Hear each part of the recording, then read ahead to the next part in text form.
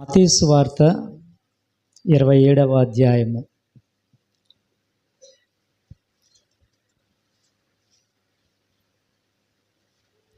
62వ వచనం నుండి 66వ వచనం వరకు.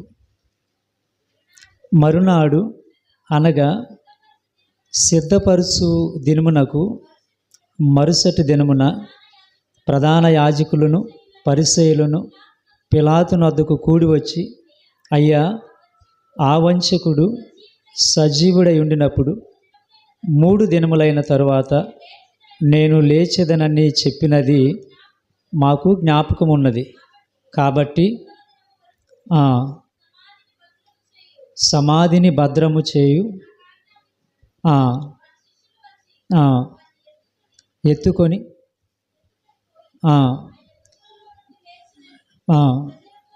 ప్రజలతో చెప్పుదురేమో, అప్పుడు మొదటి వంచన కంటే కడపటి వంచన మరీ చెడ్డదై ఉండునని చెప్పిరి.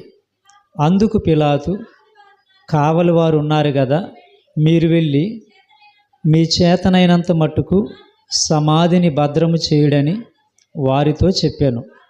వారు వెళ్ళి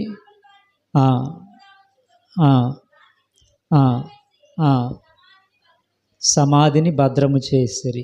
మరొక మాట చదువుదాం. లూకాసు వార్త 23వ అధ్యాయము 54, 55, 56 వచనాలు. ఆ దినము సిద్ధపరుచు దినము, విశ్రాంతి దినారంభము కావచ్చెను. అప్పుడు గలిలయ నుండి ఆయనతో కూడా వచ్చిన స్త్రీలు వెంట వెళ్ళి సమాధిని ఆయన దేహము ఎలాగుంచబడినో చూచి తిరిగి వెళ్ళి సుగంధ ద్రవ్యములను పరిమళ తైలములను సిద్ధపరిచి ఆజ్ఞ చొప్పున విశ్రాంతి దినమున తీరికగా ఉండిరి. చిన్న ప్రార్థన చేసుకుందాం. పరిశుద్ధుడివైన మా ప్రియమైన తండ్రి, మీ కృతజ్ఞతలు చెల్లిస్తూ ఉన్నాం. మీ మహాప్రేమ చేత దయచేత మేము సజీవులుగా ఉండి మీ పాద సన్నిధిలో చేరి మిమ్మలను ఆరాధించి గణపరిచే భాగ్యం ఇచ్చినందుకు వందనాలు. నిన్నటి దినాన ప్రభువా, మీరు నా నిమిత్తమై మా నిమిత్తమై సిలువ వేయబడి మరణించి సమాధి చేయబడిన ఆ మంచి శుక్రవారాన్ని ఎంతో భక్తి శ్రద్ధలతో జరుపుకోవడానికి కృప చూపించారు.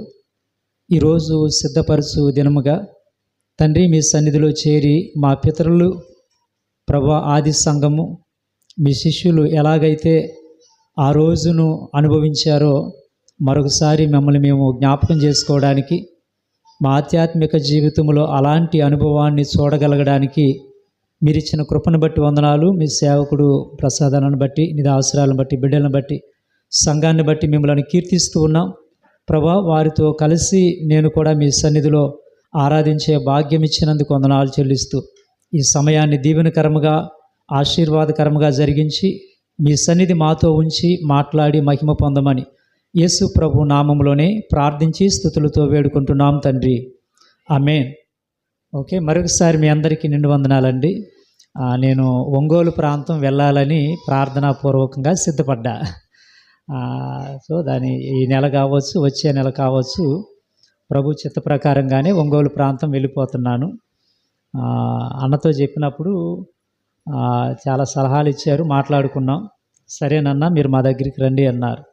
ఓకే, నిన్నటి దినాన మనమంతా మంచి శుక్రవారాన్ని జరుపుకున్నాం కదా. మీరు చాలా మీ ఫోటోలు చూశాను, అన్న పంపించారు. ప్రభువుని మనం స్తుతించాము, మీరు కూడా 7 మాటలు ధ్యానించే ఉంటారు. అయితే ఈరోజు ఏం జరిగింది అనే దానిని కొన్ని మాటలు మీ జ్ఞాపకం చేస్తా. యేసుక్రీస్తు ప్రభు చనిపోయిన తర్వాత సమాధిలో పెట్టారు. శుక్రవారం, శనివారం రోజు ఏం జరిగింది? శనివారము దాన్ని మనం ఎలాగ తీసుకోవచ్చు? శనివారం రోజు యేసు ప్రభు చనిపోయి ఏం చేశారు, లేకపోతే ఆయన శిష్యులు ఏం చేశారు, లేకపోతే అప్పుడున్న సమాజం ఏం చేస్తుంది అనేది మనం చూస్తే శనివారాన్ని 2-3 మాటలుగా పిలుస్తారు. ఒకటి హోలీ సాటర్డే అంటారు, పరిశుద్ధ శనివారము అంటారు. 2 బ్లాక్ సాటర్డే అంటారు, అది విషాదకరమైన శనివారము అంటారు. 3 ప్రిపరేషన్ సాటర్డే అంటారు, అంటే సిద్ధపరుచుకునే శనివారము అంటారు. 4 సబాతు అంటారు. అవునండి, ఈ శనివారానికి ఇన్ని పేర్లు ఉన్నాయి. అయితే ఇక్కడ ఒక్క తలంపు నేను మీతో పంచుకుని సెలవు తీసుకుంటాను. అదేంటి అంటే ప్రిపరేషన్, లేకపోతే సిద్ధపాటు అన్నది కదా. దేవుని సేవకులు కూడా ప్రార్థన చేసేటప్పుడు సిద్ధపాటు అనే మాట 2-3 పర్యాయాలు వాడడం జరిగింది. మనం చదువుకున్న భాగంలో కూడా సిద్ధపరచుట, సిద్ధపాటు అన్నారు. 3 రకాలైన సిద్ధపాటులు నేను వాక్యములో నుండి మీకు జ్ఞాపకం చేస్తాను. మొట్టమొదటిది యేసుక్రీస్తు ప్రభు యొక్క శిష్యుల సిద్ధపాటు. అర్థమైందండి?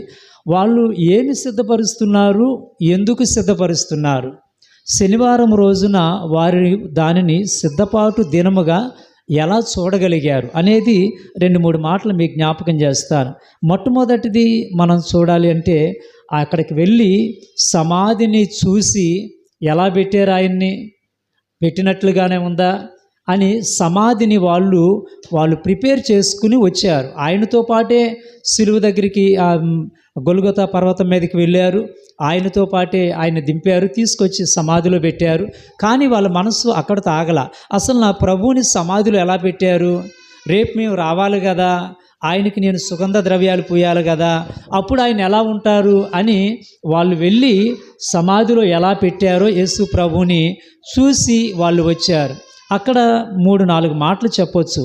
అంటే బైబిల్లో ఆ మాటలన్నీ రాయలేదు, కానీ సిద్ధపాటు రోజు జరిగే సహజమైన మాటలను మనం చూస్తే మొట్టమొదటిది, వాళ్ళు ఎందుకు సిద్ధపడుతున్నారు అంటే దేవుని ఉద్దేశం వాళ్ళకు తెలుసు కాబట్టి దానిని ఫాస్టింగ్ ప్రేయర్తో సిద్ధపడుతున్నారు. ఆ రోజు వాళ్ళు ఏమీ తీసుకోరు. మనం కూడా అంతే కదా.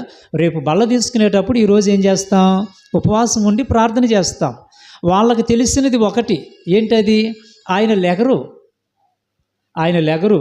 మనమే ఆదివారం వెళ్ళి సుగంధ పరిమళాలు తీసుకెళ్ళి ఆయనకు పూయాలి. ఎందుకని ఆ మాట వాళ్ళు మర్చిపోయారు. ఆయన చనిపోకముందే చెప్పారు, నేను 3వ దినాన్ని తిరిగి లెగుస్తాను అని. ఆ మాట వాళ్ళకు గుర్తులేదు, శిష్యులు కూడా గుర్తులేదు. అందుకే వాళ్ళు చేపల పడతాకు వెళ్ళారు. అందుకే ఆయన వారితో పాటు నడుస్తూ ఉంటే ఆయన ఎవరో గుర్తుపట్టలేకపోయారు. అంటే చాలాసార్లు మనం దేవుని మాటలు వింటాం, కానీ ఆ మాటల్ని గుర్తుపట్టలేము, ఆ మాటల్ని నమ్మలేము, ఆ మాటల్ని అనుభవంలోకి తీసుకోలేము. అది నిజమే, విన్నాను నిజమే, కానీ సంఘమంతా పేతురు కోసం ప్రార్థన చేస్తున్నారు కదా. పేతురు వచ్చి తలుపు కొడుతున్నాడు. వాళ్ళు నమ్మారా? వాళ్ళు చేసే దేనికోసం, పేతురు వస్తాడని. మరి వచ్చినప్పుడు నమ్మల. సో మన భక్తి ఎంతవరకు ఉంటుందంటే దేవుని మాటలు నమ్ముతాం, కానీ అది నా దాకా వస్తే అది ఎందుకు జరిగిద్దిలే, అదంత ఈజీగా ఎందుకు జరిగిద్దిలే. తండ్రి కొడుకు ప్రార్థనకి వెళ్తున్నారు. వాళ్ళ తండ్రి ప్రార్థన చేస్తున్నాడు, ప్రభువా మేము ప్రార్థనకి వెళ్తాం, బాగా మబ్బు పట్టినట్టుంది, వర్షం వచ్చేటట్టుంది, వర్షం రాకుండా సహాయం చేయి అన్నాడు. ప్రార్థన అయిపోయింది, బయటికి రాగానే అమ్మాయి ఆ మూలలో గొడుగు ఉందేమన్నాడు. ఏమని చేశాడు ప్రార్థన, వర్షం రాకుండా సహాయం చేయమన్నాడు. మళ్ళీ ఇప్పుడు ఏమడుగుతున్నాడు, గొడుగు అడుగుతున్నాడు. అప్పుడు ఆ కొడుకు అన్నాడంట, నాన్న ఇప్పుడే కదా నువ్వు ప్రార్థన చేసావు, వర్షం పడకుండా ఉండాలని చేసావు కదా, అంటే నువ్వు చేసిన దాని మీద నీకే నమ్మకం లేదా, మరి గొడుగు ఎందుకు? సో యేసు ప్రభువుని వాళ్ళు నమ్మారు, కానీ వాళ్ళు ఆయన తిరిగి లేస్తారని నమ్మలేదు. అర్థమైందండి? వాళ్ళ సిద్ధపాటులో 3-4 విషయాలు చెప్తాను. ఒకటి, వాళ్ళు ఉపవాసముతో సిద్ధపడ్డారు. రెండవది, దేవుని వాక్యానికి లోబడి సిద్ధపడ్డారు. ఆ మాట లోకాసు వార్తలో 23వ అధ్యాయంలో మనం చూస్తాం. చూడండి ఏమని ఉంటుందంటే ఆజ్ఞ ప్రకారము అన్న మాట ఉంటుంది.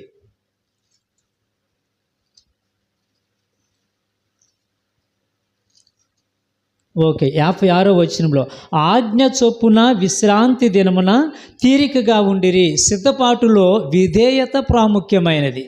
వాళ్ళు ఉపవాసం ఉన్నారంట సిద్ధపరచుకోవడానికి, తర్వాత విధేయత చూపారు. వాళ్ళకొక దాన్ని ఏమంటారు, ట్రెడిషన్ అంటే సాంప్రదాయం ఉంది కదా. ఈరోజు ప్రభు చనిపోయారు కాబట్టి మనం ఉపవాసం ఉండాలి, ఆ వాక్యానికి లోబడాలి, ఆయన చెప్పిన మాటలకు లోబడాలి అని ఆ రోజు వాళ్ళు రెస్ట్ తీసుకున్నారు. వాళ్ళు విశ్రాంతి తీసుకున్నారు, వాక్యానుసారంగా విశ్రాంతి తీసుకున్నారు.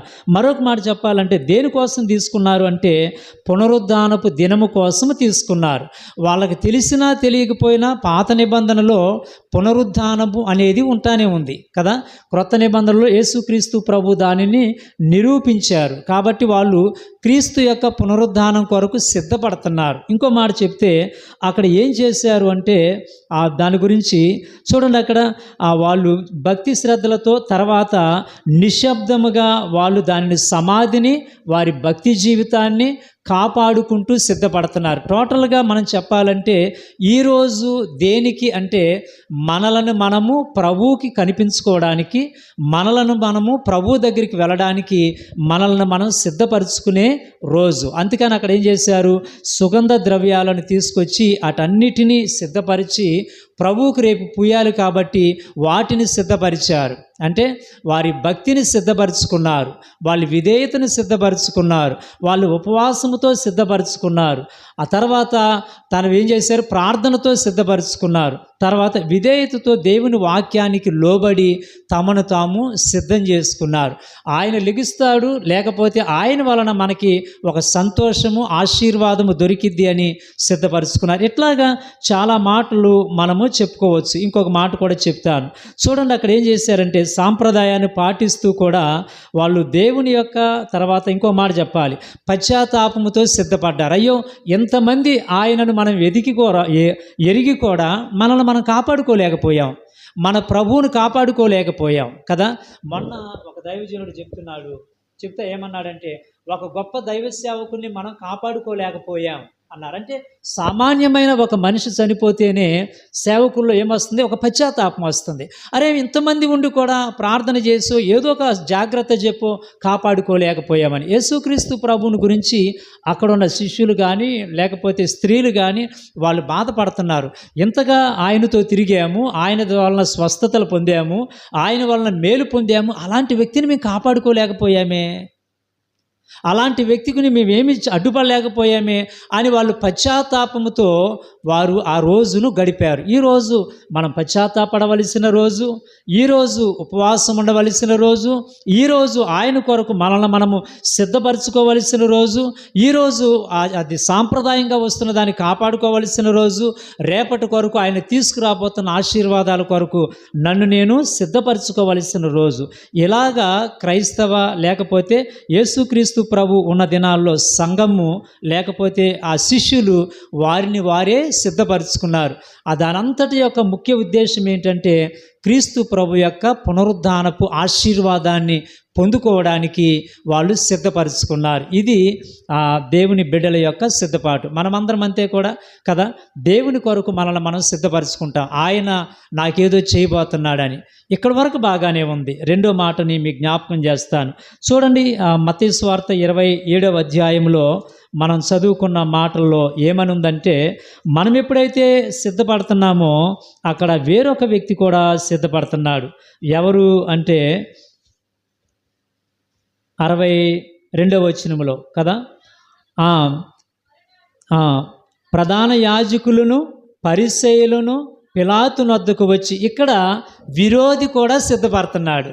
ఎట్లా సిద్ధపడుతున్నాడు, వీళ్ళకి దేవుని ఆశీర్వాదాలు రాకూడదు, వీళ్ళు దేనికోసమైతే సిద్ధపడుతున్నారో, ఏ దేవుణ్ణి అయితే చూడాలనుకుంటున్నారో, ఏ దేవుని కొరకైతే ఉపవాసం ఉంటున్నారో, ఏ దేవుని కొరకైతే పశ్చాత్తాపడుతున్నారో, ఏ దేవుని కొరకైతే విధేయత చూపుతున్నారో, ఏ దేవుడైతే వారికి పునరుద్ధానాన్ని తీసుకొస్తారనుకుంటున్నారో దానిని అడ్డగించాలి.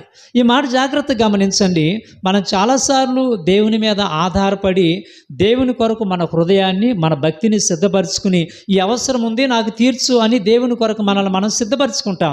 మనకి ఇంతవరకే కనపడిద్ది. కానీ అపవాది విరోధి కూడా వాడు ప్రిపేర్ అవుతున్నాడు మనం దీవించకుండా ఉండడానికి, వాడు ప్రిపేర్ అవుతున్నాడు మన భక్తిని చెడగొట్టడానికి, వాడు ప్రిపేర్ అవుతున్నాడు వాడుకున్న స్థాయిలో. అందుకని ఇక్కడ ప్రధాన యాజకుని పట్టుకున్నాడు, అతని కింద ఉన్నటువంటి శాస్త్రులను పట్టుకున్నారు, అతని కింద ఉన్నటువంటి హేరోదు దగ్గరికి వచ్చారు, వాళ్ళ కింద ఉన్నటువంటి సైన్యాన్ని పట్టుకున్నారు, వాళ్ళ కింద ఉన్నటువంటి కావలి వారిని పట్టుకున్నారు, సమాధి దగ్గరకు వచ్చారు, వారు రాతిని దొర్లించారు, కాపలా ఉంచారు, వాళ్ళు ముద్ర వేశారు. నేను ఇలా అనుకుంటాను, వాళ్ళు సీల్ చేసింది దేనికి?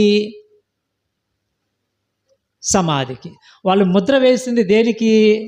సమాధికి. అట్లా చూడకండి. వాళ్ళు ముద్ర వేసింది దేనికి అంటే నా ఆశీర్వాదానికి. లోపలేముంది అమ్మా? యేసు ప్రభు ఉన్నారు కదా, యేసు ప్రభు లోపల ఉన్నారు.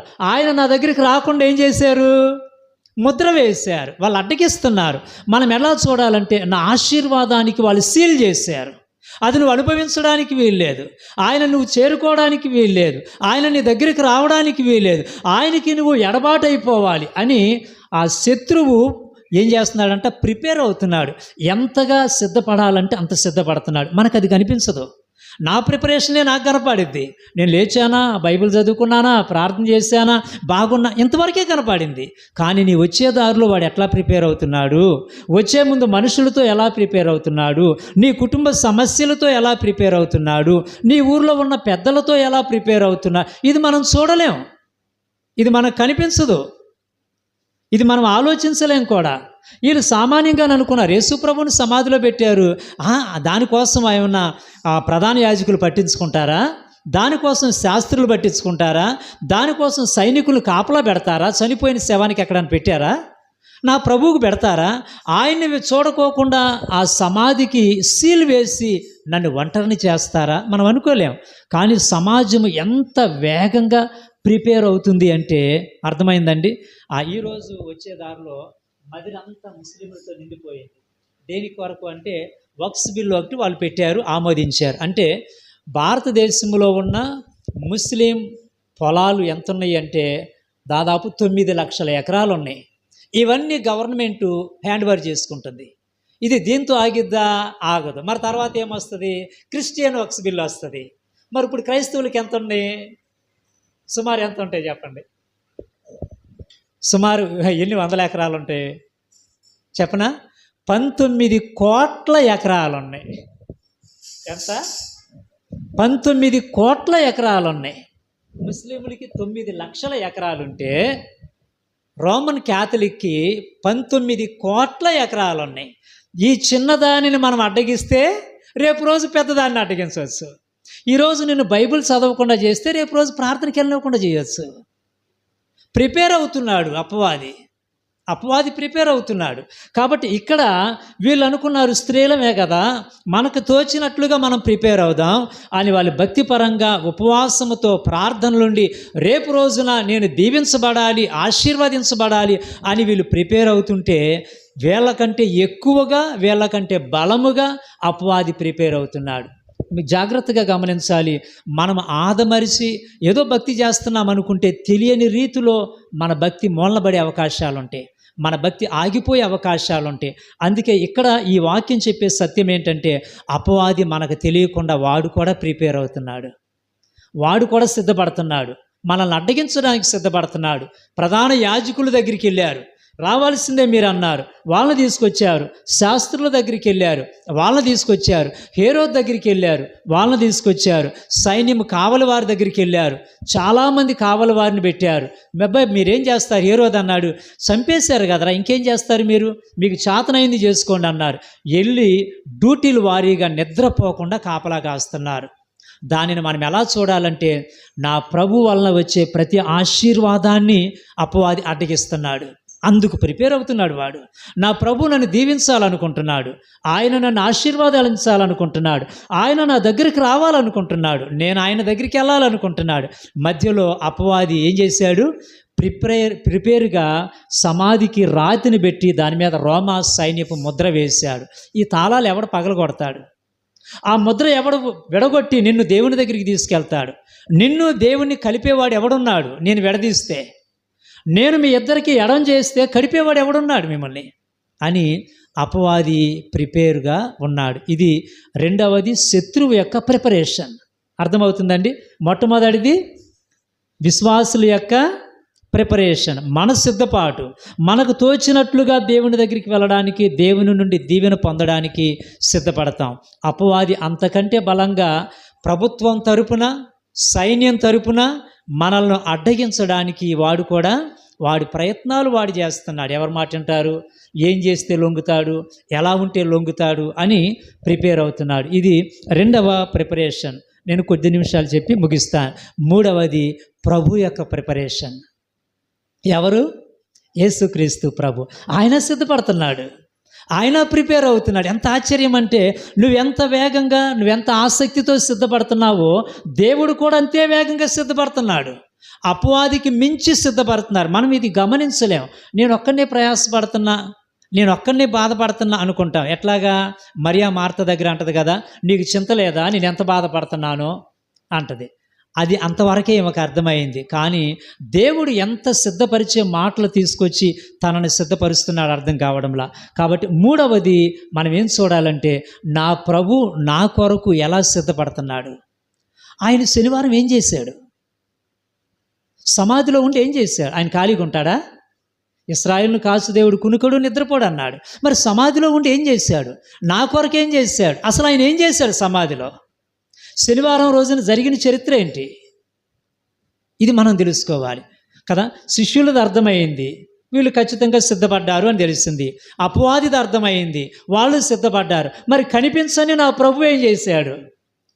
శుక్రవారం వరకే తెలిసింది వాళ్ళకి. సమాధిలో నుండి దింపారు, శిలువ మీద నుండి దింపారు, తీసుకెళ్లారు, సమాధిలో పెట్టారు. తర్వాత ఆయన ఎక్కడున్నాడో వీళ్ళకి తెలియదు, ఆయన ఏం చేశాడో వీళ్ళకి తెలియదు. అసలు ఆయన సమాధిలోనే ఉన్నాడు అనుకుంటున్నారు. కానీ ఆయన్ని అడుగుదాం, ప్రభువా, నేను నీ కొరకు ఇలా సిద్ధపడితే నువ్వెక్కడున్నావు? నువ్వేం చేసావు? నువ్వేమైనా సిద్ధపడ్డావా? నువ్వు సిద్ధపడితే ఎలా సిద్ధపడ్డావు నా కోసం? రండి, మీకు కొన్ని మాటలు చూపిస్తాను దేవుని వాక్యంలో నుండి. దేవుని యొక్క సిద్ధపాటు గురించి ఒక మాట చూపిస్తాను. ఎఫెసీయులకు రాసిన పత్రిక 4వ అధ్యాయము, ఎఫెసీ పత్రిక 4వ అధ్యాయము, ప్రభు యొక్క సిద్ధపాటును చెప్పి నేను ముగిస్తాను. ఎఫెసీ పత్రిక 4వ అధ్యాయము తీశారమ్మా, 8, 9 వచనాలు చదువుతారా? అందుచేత ఆయన ఆరోహణమైనప్పుడు చెరను చెరగా పట్టుకొని పోయి మనుషులకు ఈవులను అనుగ్రహించినని చెప్పబడి ఉన్నది. ఆరోహణమాయన అనగా ఆయన భూమి యొక్క క్రింది భాగములకు దిగినని అర్థమిచ్చుచున్నది. దిగినవాడు తానే సమస్తమును నింపునట్లు ఆకాశ మండలం అన్నిటికంటే మరి పైకి ఆరోహణమై ఉన్నాడు. ఆయన ఏం చేశాడని చెబుతున్నాడంటే, నేను చనిపోయి సమాధిలో ఉండి నన్ను నేను ప్రిపేర్ చేసుకున్నాను. ఎలాగా? మొట్టమొదటిది, నా పరలోకములో ఉన్న నా తండ్రి సన్నిధికి వెళ్ళి, తండ్రి, నేను మరణం మీద, పాపం మీద జయం పొందాను, మరలా మహిమా స్థలంలోనికి వచ్చాను అని తండ్రికి కనిపించుకుని, తనను తాను తండ్రికి చూపించుకుని భూమి మీదకి వచ్చారు. అర్థమైందండి? మొట్టమొదటి ప్రిపరేషన్ ఏమిటి అంటే, ఆయన విజయోత్సాహముతో తండ్రి దగ్గరికి వెళ్ళాడు. విజయోత్సాహంతో తండ్రి దగ్గరికి వెళ్ళి మహిమలోనికి వెళ్ళాడు. అందుకే సమాధి దగ్గర మనం ఆ మాట చూస్తాం కదండి. ఇక్కడ మొట్టమొదటిది ఆయన ప్రిపరేషన్లో, వినండి, కొద్ది నిమిషాలు వినండి.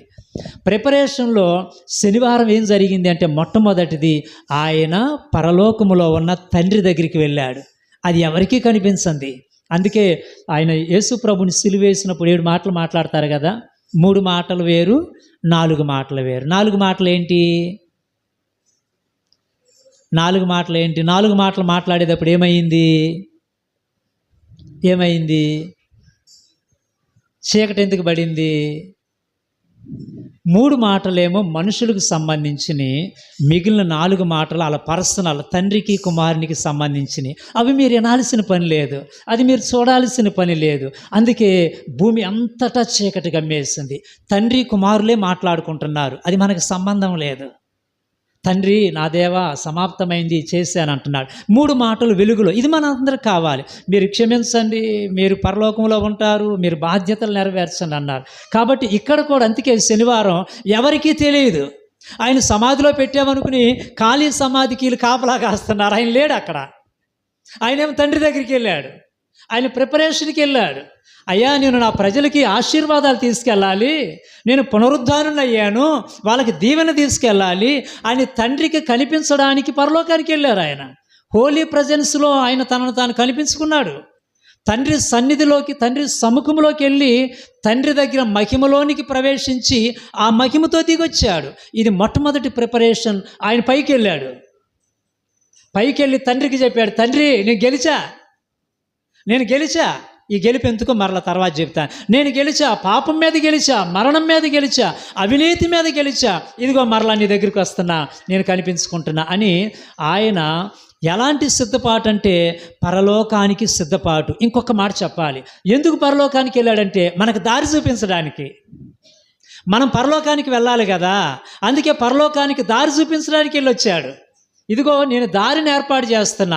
నేను ఎవరి కోసమైతే ఈ దారి ఏర్పాటు చేశానో వాళ్ళందరినీ ఈ దారి గుండా ఇక్కడికి తీసుకొస్తా. కాబట్టి దారిని, మార్గాన్ని సిద్ధపరిచాడు ఆయన, ఆశీర్వాదాన్ని సిద్ధపరిచాడు ఆయన. తండ్రి దగ్గర ఎలాంటి దీవులు అయితే ఉన్నాయో అవన్నీ ఈ శనివారం రోజు సమాధిలో ఉన్నట్లుగా ఉండి మనకి సిద్ధపరిచాడు. అర్థమవుతుందా? సో మనల్ని మనం సిద్ధం చేసుకుంటున్నాం. మనకు తెలిసినా తెలియకపోయినా మన విరోధి అపవాది సిద్ధపడుతున్నాడు. దానికి మించిన దేవుని సిద్ధపాటు ఉంది. మరి మీరేం చేస్తారా? నా బిడ్డలకి పరలోకపు మార్గాన్ని నేను సిద్ధపరుస్తుంటే అన్నాడు. ఇది పరలోకానికి ఆరోహణం అవుతుంది. పరలోకానికి ఆయన వెళ్ళాడు. తర్వాత ఏం చేశారు? మీరు నిద్రపోమాకండి, నేను ముగిస్తాను. తర్వాత ఏం చేశారు? ఆయన భూమి యొక్క కింద భాగాలకు దిగాడు. ఆయన పాతాళ లోకానికి వెళ్ళాడు. అక్కడికి వెళ్ళి ఆయన ఒక మాట చెబుతున్నాడు. ఇది ఒక సిద్ధపాటు. అక్కడ ఏం జరిగింది అంటే, నోవహు దినాల్లో ఎవరైతే తిరుగుబాటు చేశారో, నోవహు ప్రకటిస్తుంటే ఎవరైతే మాటలు నమ్మలేదో, ఎవరైతే హేళన చేశారో, మీరు హేళన చేసింది నన్నేగా, మీరు వినంది నా మాటేగా అని పాతాళ లోకముకి వెళ్ళి, పాతాళము నన్ను బంధించలేదు. పాతాళమా, నోవహు దినాల్లో ఉన్న అందరినీ బంధించగలిగావు, నన్ను బంధించలేకపోయావు అని మరణం మీద ఆయన జయగీతాన్ని వెగజేశారు. చూడండి, అపోస్తుల కార్యాలు 2వ అధ్యాయము 24వ వచనం. ఎక్కువ వాక్య భాగాలు నేను మీకు చూపించడం లేదు, మీరు బాగా వాక్యం తెలిసిన వారని. అపోస్తుల కార్యాలు 2వ అధ్యాయం 24వ వచనం. మరణము ఆయనను బంధించి ఉండుట అసాధ్యము గనుక దేవుడు మరణ వేదనలను తొలగించి ఆయనను లేపెను. అది చూపించడానికి వెళ్ళాడు పాతాళానికి. అందరినీ బంధించారనుకుంటున్నావు. నేను చనిపోయాను, నీ దగ్గరికి ఎట్లా వచ్చా? నేను మృతుడినై వచ్చానా, సజీవుడినై వచ్చానా? ఎట్లా? సజీవుడినై వచ్చా. అంటే నువ్వు నన్ను బంధించలేకపోయావు అని ఆయన భూమి యొక్క కింద భాగాలకు వెళ్ళాడు. ప్రిపరేషన్ అన్నమాట. అక్కడికి వెళ్ళి ఏం చేశాడు? పాతాళంతో మాట్లాడాడు, నీ మీద నేను గెలిచానని. మీకు అర్థమవుతున్నాయా? పాతాళంతో మాట్లాడుతున్నాడు, మరణంతో మాట్లాడుతున్నాడు, నేను మిమ్మల్ని గెలిచా అని. రెండవది ఏం చేశాడు అక్కడికి వెళ్ళి అంటే, పాత నిబంధన విశ్వాసులు అందరూ ఉన్నారు కదా, వాళ్ళందరినీ విడిపించి తీసుకొస్తున్నాడు. ఆయన లేకుండా వాళ్ళు రాలేరు. హెబ్రీయులకు రాసిన పత్రికలో మనం ఆ మాట చూస్తాం. హెబ్రీయులకు రాసిన పత్రికలో 11వ అధ్యాయం చివరి భాగంలో ఏముంది? క్రీస్తు లేకుండా వారు సంపూర్ణులు కాలేరు అన్న మాట ఉంటుంది చూడండి. ఓకే, వీరందరూ 39, వీరందరూ విశ్వాసము ద్వారా సాక్ష్యము పొందిన వారు అయినను మనము లేకుండా వారు సంపూర్ణ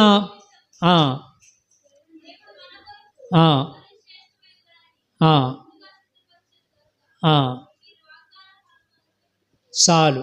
యేసుక్రీస్తు ప్రభు లేకుండా వారికి విమోచన లేదు గనుక అక్కడికి వెళ్ళి, పాతాళములోకి వెళ్ళి, ఎవరైతే పాత నిబంధన భక్తులు ఎవరైతే ఉన్నారో వాళ్ళందరినీ విడిపించి తీసుకొస్తున్నాడు. అర్థమవుతుందండి? ఆయన సిద్ధపాటు పరలోకానికి సంబంధించింది, ఆయన సిద్ధపాటు పాతాళానికి సంబంధించింది. అక్కడ కూడా వెళ్ళాడు. ఈ శనివారం ఎవరికి తెలియదు, ఆయన రాసిపెట్టాడు ఇక్కడ. శనివారం నువ్వేం చేసావు? ఇంకొక మాట చెప్పాలంటే, ఆయన ఆ రోమపత్రికలు అన్నారు, ప్రభువు ధర్మశాస్త్రమునకు మనిషి కుమారుడు సమాప్తమై ఉన్నారన్నారు. ధర్మశాస్త్రం ఏం చెప్తుంది? విశ్రాంతి దినమును పరిశుద్ధముగా ఆచరించమంటుంది. యూదుడు కానీ క్రైస్తవులు కానీ ఎవరూ కూడా విశ్రాంతి దినాన్ని ఆచరించలేరు. ఎందుకని? ఏదో ఒక పని చేస్తాం శనివారం. మరి యేసు ప్రభు ఏం చేశారు? ఏమీ చేయలా. ఆయన ఒక్కరే పాటించారు. విశ్రాంతి దినము ఆయన కొరకే వ్రాయబడింది. ఆయన నెరవేర్చాడు దాన్ని. చనిపోయి శనివారం అంతా సమాధిలో ఉన్నట్లుగా ఉన్నారు. ఆయన ఒక్కడే నెరవేర్చాడు. ఇశ్రాయేలీల్లో ఎవ్వరూ కూడా ధర్మశాస్త్రాన్ని నెరవేర్చలేదు. నెరవేర్చిన వాడు ఆయన ఒక్కడే. అర్థమవుతుందండి? కాబట్టి ఆయన సిద్ధపాటులో మొట్టమొదటిది ఏంటి చెప్పండి? విన్నట్టే ఉన్నారు. యెహెజ్కేలు గ్రంథంలో ఉంటుంది. ఏమంటారంటే, యెహెజ్కేలు, నువ్వు నా ప్రజలకి చక్కగా సన్నాయి భావిస్తున్నావు, వాళ్ళు విన్నట్టే ఉంటున్నారు, కానీ ఏమనరా. సన్నాయి వింటారా? సన్నాయి వింటారా? సన్నాయి వింటారండి. ఒక మాట చెప్పండి. విన్నవాళ్ళు అదే రాగమో చెప్పండి. ఏమీ ఉండదు దాంట్లో. ఏముంటుంది? బూ అంటది కదా, ఇంకేమి ఉండదు. అంతేనా కదా? అంతేనా కదా? గంగిరెద్దులో వచ్చేటప్పుడు ఒక ఆయన పాట వేస్తాడు, ఒక పక్కన ఆయన ఏం చేస్తాడు? బూ అంటాడు. దానికి ఒక ఎత్తు పల్లం కానీ పాట కానీ రాగం కానీ ఉండదు. వాక్యం వినేటప్పుడంట అట్లా ఉండకూడదంట. అర్థమైందా? విన్నది విన్నట్లుగా మనస్సుకు తెచ్చుకోవాలంట. మనకి ఈ రోజులు బైబిళ్ళు ఉన్నాయి. అర్థమైందండి? చైనా దేశంలో కానీ, తర్వాత రష్యా దేశాల్లో కానీ బైబిల్ లేని దినాల్లో, గొప్ప గొప్ప దైవజనులు బైబిల్ లేని దినాల్లో ఈ పేపర్లంట టాయిలెట్లు తుడవడానికి వాడేవాళ్ళంట. బైబిల్ పేపర్లో అంత ద్వేషంగా క్రైస్తవం మీద ఈ పేపర్ దొరికితే ఆ పేపర్ మీద ఉన్న టాయిలెట్ను తుడుచుకుని దాన్ని చదువుకుని కంటత పట్టేసేవాళ్ళు. ఎందుకంటే లేదు, ఈ పేపర్ కనుక నేను నలిపి పారేస్తే చదువుకోవడానికి లేదు. దాని మీద ఏముందో కాదు, దాని లోపల ఏ శక్తి ఉందో నాకు తెలియాలి అని దానిలో ఉన్నది చదివేసుకునే వాళ్ళంట. స్వరంగాల్లో ఎక్కడో లోయల్లో ఒక బైబిల్ ఉండేదంట. ఆడపిల్లలు మగపిల్లలు బాత్రూమ్కి వెళ్ళినట్టు చెంబు పట్టుకుని వెళ్ళి లోపలికి వెళ్ళి 2-3 పేజీలు కంటత పట్టేసి బయటకు వచ్చేసి నేను అయిపోయింది నువ్వు వెళ్ళి అనేవాళ్ళంట. అంత శ్రద్ధగా చదివేవాళ్ళు. చేతిలో లేదు కాబట్టి. ఈ రోజున మనకుందగా, అందుకే శ్రద్ధ లేదు. ఎప్పుడైనా చదువుకోవచ్చు. చదవకపోతే ఎవరో ఒకరు చెప్తారు, టీవీలో వస్తాయి, అయ్యగారు చెప్తారు, మనం చదవాల్సింది ఏముంది? అట్లా ఉండకూడదు కదా. కాబట్టి ప్రభు యొక్క ప్రిపరేషన్ ఎలాంటిది అంటే, చనిపోయిన శనివారము ఆయన పరలోకానికి వెళ్ళారు. పరలోకానికి వెళ్ళి నాకు దారి సిద్ధపరచడానికి వెళ్ళారు. నా బిడ్డల్ని విడిపించాను అని తండ్రికి చెప్పడానికి వెళ్ళాడు. పరలోకములో ఉన్న ఆశీర్వాదాలు తీసుకురావడానికి వెళ్ళాడు. మరణం మీద, పాతాళం మీద ఏదైతే ఆయన విజయకేతాన్ని ఎగరేశాడో అది చెప్పడానికి వెళ్ళాడు. తండ్రి, ప్రవచనాలు నా కొరకు ఏమైతే రాసిపెట్టున్నాయో అవన్నీ నెరవేర్చా నేను అని తండ్రితో సంతోషాన్ని పంచుకోవడానికి వెళ్ళాడు. తండ్రి దగ్గర మహిమ పొంది మరలా వెంటనే పాతాళానికి వెళ్ళాడు. మరణమా, నీ ముల్లెక్కడా? ఎంతమందిని ఆపేవు నువ్వు? ఎంతమందిని ఏడిపించావు నువ్వు? నన్ను ఆపలేకపోయావే. యోధులు నా ప్రజలందరిని వదిలని ఎవరైతే పాత నిబంధన భక్తులు ఉన్నారో వాళ్ళందరినీ విడిపించి వారిని బయటికి తీసుకొచ్చాడు. పాతాళాన్ని నిర్వీర్యం చేశాడు. సాతాను వాడి దూతలను నిర్వీర్యం చేశాడు. ఇది మనం పట్టుకోవాలి. నా ప్రభువు నా కొరకు సిద్ధపరిచింది ఏంటో తెలుసా? దెయ్యపు శక్తులను, సాతాను శక్తులను నిర్వీర్యం చేశాడు. వాటికి విలువ లేకుండా చేశాడు ఆయన సిద్ధపాటులో. ఆయన నా కొరకు సిద్ధపరిచాడు. ఏంటిదది? సాతానుని చాతగాని దానిగా చేసి బాహాటముగా ఊరేగిస్తున్నాడు ఆయన. ఇది నా దేవుడు నా కొరకు చేసిన సిద్ధపాటు. ఇంకొక మాట కూడా చెప్తాను. చూడండి దేవుని వాక్యంలో ఏమనుందో. మత్తయి సువార్త 13వ అధ్యాయము 16వ అధ్యాయము 18వ వచనము. మత్తయి సువార్త 16వ అధ్యాయం 18వ వచనం. మరియు చదువమ్మా.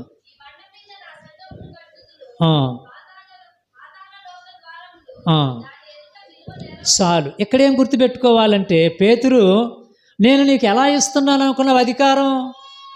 ఆ శనివారము నా తండ్రి దగ్గర తెచ్చుకున్నా, నేను అధికారం తీసుకొచ్చా. నేను దీని ఎదుట పాతాళలోక ద్వారాలు నిరవు. ఇదిగో నువ్వు నన్ను నమ్మావు గనుక నేను అధికారినిగా చేస్తున్నా. దేవుని సిద్ధపాటులో మనకి పరలోక ద్వారం తెరిచాడు. దేవుని సిద్ధపాటులో మహిమా ద్వారాన్ని తెరిచాడు. దేవుని సిద్ధపాటులో పాతాళానికి భయపడక్కర్లేదు అని చెప్పాడు. దేవుని సిద్ధపాటులో నాకు ఒక అధికారం ఇచ్చాడు. ఈ అధికారం ఎక్కడి నుండి వచ్చింది? ఆయన చనిపోవుటను బట్టి వచ్చింది. ఆయన మరణాన్ని జయించుటను బట్టి వచ్చింది. రిజరెక్షన్ అనేది తర్వాత జరిగింది. మీరు గమనించండి, విత్తనాన్ని భూమిలో వేసారనుకోండి, అది చనిపోయి అంకురం వచ్చిన తర్వాత అది లోపలే ఉంటుంది. అది పైకి పొడుచుకొచ్చే లోపు లోపల క్రియ జరిగిపోయింది. కాబట్టి యేసుక్రీస్తు ప్రభు ఆయన ఆదివారమే లెగడం కాదు, ఆదివారం వాళ్ళ దగ్గరికి వచ్చాడు, శనివారమే లేచిపోయాడు. ఆయన పాతాళం బంధించలేకపోయింది, ఆపలేకపోయింది. కాబట్టి మనకేమిచ్చాడంట? ఆయన ప్రిపరేషన్లో అధికారం ఇచ్చాడు. మనం ఇంకా బానిసలము కాదు, మనం ఇంకా బలహీనులము కాదు, మనం ఇంకా చేతగాని వారము కాదు. పేతురు చేపలు పట్టేవాడే, అక్షరం ముక్క లేదు. అలాంటి ఆయనకి దేవుడు ఇదిగో అధికారం ఇస్తున్నానన్నాడు. నిలబడి మాట్లాడుతుంటే వేల మంది రక్షించబడుతున్నారు, అంగీ ముట్టుకుంటుంటే స్వస్థత పొందుతున్నారు. నిలబడి వీధుల్లో ఉంటే జ్ఞానులు పండితులు వచ్చి ఆయన మాటలు విని భయపడి వెళ్ళిపోతున్నారు. ఎక్కడిది అధికారం? ఎక్కడిది అధికారం? నాకైతే తెలియదు అంటారా? ఎక్కడిది? ఇప్పుడు చెప్పండి, దాన్ని మనం ఏం చేయాలి? అది నాది, నాకు ఇవ్వడానికి ఆయన సిద్ధపడ్డాడు. నేను అధికారం గల వ్యక్తినే కానీ అనధికారిని కాదు, నేను చేతగాని వ్యక్తిని కాదు. అర్థమవుతుందా? శాసించే అధికారం ఇచ్చాడు. యెహోషువ యుద్ధానికి వెళ్తున్నాడు. అయ్యా ఏంటి యెహోషువ? సూర్యుని చంద్రుని నాకు చెప్పాలా? వాటి గురించి? నువ్వే చెప్పు. సూర్యుడు అక్కడ ఆగు. మీరు నిజంగా చెప్పండి, దేవునికి ప్రార్థన చేశాడా, సూర్యుని చెప్పాడా యెహోషువ? సూర్యుడికే చెప్పాడు. అయ్యా కొంచెం సూర్యుని ఆపవా, అయ్యా కొంచెం చంద్రుని ఆపు అన్నాడా? ఏమన్నాడు? అట చూడమాకండి మీరు, ఏమన్నారు చెప్పండి? సూర్యుడు ఆగు, చంద్రుడు ఆగు అన్నాడు. ఈ అధికారం ఎక్కడిది? నా దేవుడిచ్చాడు. మనల్ని అధికారులుగా చేశాడు. మన బలహీనము కాదు.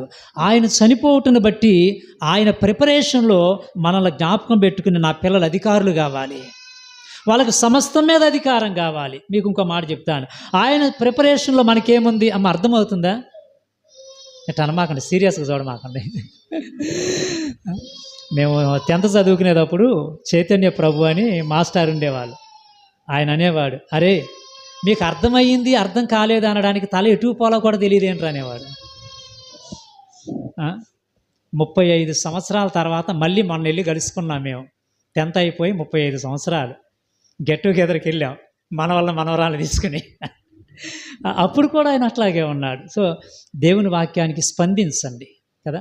ఒక మాట చెప్పనా, దేవుని వాక్యం వినేటప్పుడు నెవరు వేసుకోవాలి, అప్పుడు నీ శరీరంలో పనిచేస్తుంది. దేవుని వాక్యాన్ని వినేటప్పుడు నెవరు వేసుకుంటే అది మన శరీరంలో పనిచేద్ది, అది వ్యర్థంగా పోదు. విన్నట్లుగా ఉండటం కాదు కదా. నెవరు వేసుకునేదాన్ని ఏమన్నారు? పవిత్ర జంతువు అన్నారు. నెవరు వేయిన దాన్ని అపవిత్రమైన జంతువు అన్నారు. గేదె నెవరు వేద్ది, తినేటప్పుడు దాని ముఖం వేరు, నెవరేసేటప్పుడు దాని ముఖం వేరు. తినేటప్పుడు కంగారుగా ఉంటుంది, నెవరేసేటప్పుడు ప్రశాంతంగా ఉంటుంది, దాంట్లో సారం దిగిద్ది. కాబట్టి మన వాక్యం వింటూ ఉండగానే దాన్ని నెవరు వేసుకోవాలి.